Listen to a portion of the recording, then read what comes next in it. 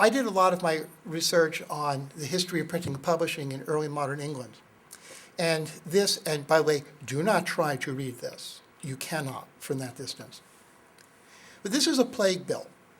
And it's one of the first printed public health documents in the history of Western medicine. It's from 1603, and it's listing by parish who's dying and who's dying of plague in a particular week in London in 1603.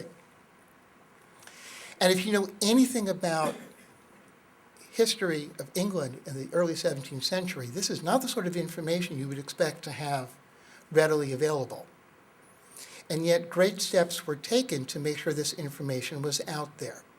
This is still an era when if you had a letter from a friend or relative in France and they mailed it to you in London, if you got the letter, and you published the letter, you could have fingers and ears and things cut off. They're very big on cutting off pieces of ear.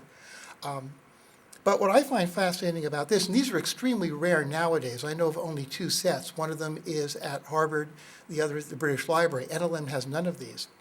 But you also find out that if you look at the one from Harvard, and if you look at the one from the British Library, they're not the same.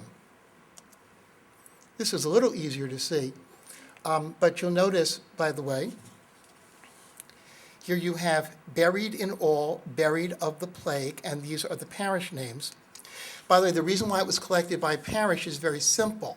If someone died, you had to open a grave, and if you had to open a grave, you needed to speak to the parish clerk. So that's your choke point, okay? Of course, if you are Catholic or Jewish or something, bizarre like that, you wouldn't be recorded. This is how many good Anglicans are dying of plague. But if you look at the top one, you'll notice these decorations are different. So is this one over here. This is the crest of the City of London. And you realize that, in fact, two presses are being used. Now, that may seem to be a small thing, but you can, in fact, work out if more than one press was being used, you have an idea of how many of these were being printed. And it works kind of like this. The printers got the numbers on Thursday. They were expected to collect them, gather them, collate them, and have the bills in the hand of the town council, the London County Council, by the following Monday. We know that the press work would require that you could do about 1,700 of these a day. We also know that they left the type standing from week to week and they just changed the numbers. And for a printer to tie up his type, both literally and figuratively, there had to be a reason. So they've only got really 1 day to print. They didn't print on Saturdays and they didn't print on Sundays. They've got 1 day to print.